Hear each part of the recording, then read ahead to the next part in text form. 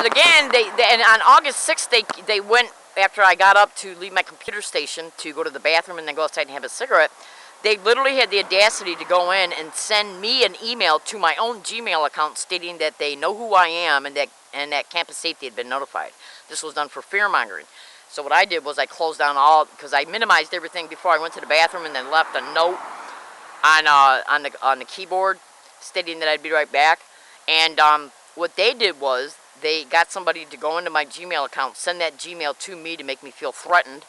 And then, so what I did was when I came back and witnessed the Gmail that was sent to my account, I closed down all of the activities that I was doing on that computer and went to another computer, brought everything up, reopened my Gmail accounts, and about at least 15 to 25 to 30 emails that had been sent to different people, including Senator Barbara Boxer and Feinstein, were erased before my eyes, including the I think including the Gmail that they sent to myself.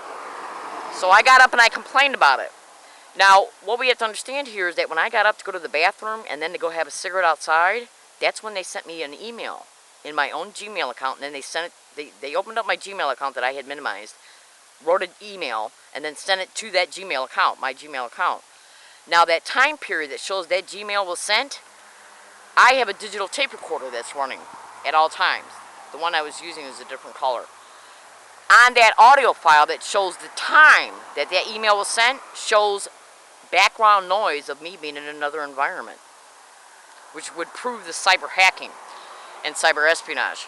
And they know I got this proof, so it's just going to be a matter of time before they try and stage an incident to stage an arrest or petitioning it to county mental health or the hospital so that it can then alter this evidence that I have in my possession. Yeah, because it proves the stalking, because they had to know I was in that library and what Gmail accounts and what computer terminal I was on in order to do this. Ah, do you see what I'm saying? They're trying to say that I'm crazy for claiming that I'm being gang stalked, and how can they try to say, how can you be stalked if you're being bothered in a library you go to? Okay? Because they were briefed on who I am. Organized gang stalking expeditions, what they do is they take a picture of a target, and then they communicate with people through the community notification. They transfer the video picture they take of a target to selected members in the community that they're going to get and use to harass the target when a target enters that area. Okay? And then they're told what to do towards the target, the sensitization tactics. So the campus safety tried to say, how were you stalked at the library when it was you that went to the library? They were trying to say, how could library staff be stalking you if it was you that went to the library? Bullshit. Because I caught them on audio files saying gang stalking around me. Yeah, at the library. Now that's what's called a direct conversation tactic. Now understand this, I got gang stalking being caught on video and audio being said around me in over 20 different locations on file. Now these campus safety try to say that they never heard of gang stalking once, talked to two of them, and between both of them they had over 17 years worth of experience as far as being campus safety and campus police.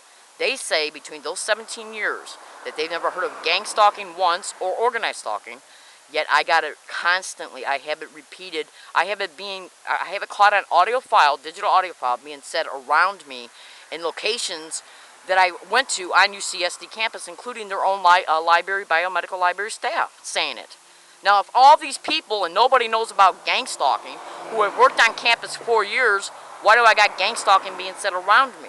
Because that's a word and a phrase they constantly repeat around a target, in order to make a target remember what's happening to them as gang stalking. It's their stupid methods. But here's the thing. It was getting to the point where it was being said around me so much, I would predict that I would hear it before I even entered a location. Then once I entered the location, it was caught on video and at least audio being said after I predicted it before I even arrived at the location. That shows they had to know who I was to say it around me once I got there, and it shows criminal intent to harass. Yeah, and they think that all they have to do is do these clever harassment campaigns.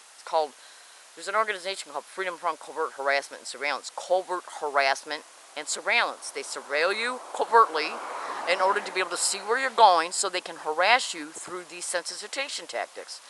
Now, what's the likelihood of me catching gang stalking being said around me in like where I'm at right now? I'm off the road taking a minute to take this video. And then once I get to a particular location, I'll say, while I'm here at this location, I'll say, let's see when I get to, like, say if I'm going to a library or a store or a business, and I'll say the name of the business I'm going to. And then what I'll do is I'll say, let's see, once I get there, if I hear, oh my God, weird, crazy, or gang stalker or gang stalking being said around me. Then I get to that location and it's caught. What's the likelihood of that occurring if they didn't know who I was, if I wasn't being stalked to those locations, and if the community notification wasn't being sent out, which is a law enforcement tool, in reference to them notifying where I'm going, and then the people they notify at the place I'm at that I go to about what to do and what to say once I get there. And that in turn makes this target feel stalked. Do you see how it works? My name is Leslie Williams. They think that I'm not smart enough to be able to dissect, okay, their maneuvers and methods. If somebody is in a separate location and they predict something's going to happen in another location before they ever even get there, and then it's caught on video and audio, then what's the likelihood of that occurring if this wasn't already going on? My name is Leslie Williams. I'm in San Diego, California, and I make these videos in order to inform, to expose.